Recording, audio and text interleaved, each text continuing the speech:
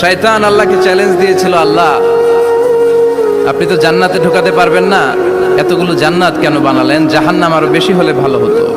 আল্লাহ বললেন কেন? শয়তান বলে, আল্লাহ এই সবগুলারে আমি ওয়াসওয়াসা দিয়ে মুনাফিক বানিয়ে নাস্তিক বানিয়ে জাহান্নামে ঢুকাবো।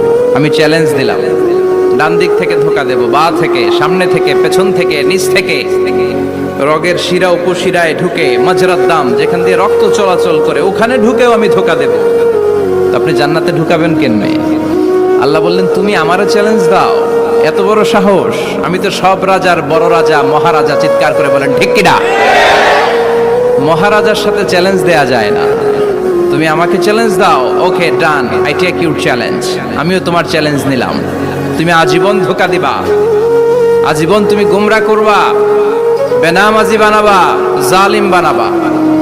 কিন্তু আমার বান্দা কোনো তাফসীরুল কোরআনের মাহফিলে এসে কোন এক ওয়াক্তের নামাজে মসজিদে ঢুকে অথবা মাঝরাতে ঘুম ভেঙে গেলে তাহাজ্জুদের জায়নামাজে চোখের পানি ছেড়ে যখন ক্ষমা চাইবে, আমি সব গুনাহ মাফ করে দেব, তুই কি করবি?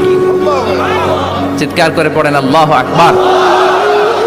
এজন্য ভুল নাই এমন কোনো মানুষ নাই, ভুল হয়নি শুধু নবীদের, এজন্য তারা মাসুম। আহলুস সুন্নাহ ওয়াল জামাআর ইতিকাদ হচ্ছে নবীদের কোনো ভুল নাই, ঠিক কিনা?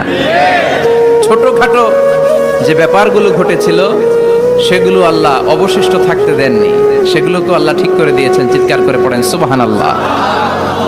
মানুষ ভুলের ঊর্ধ্বে নয়।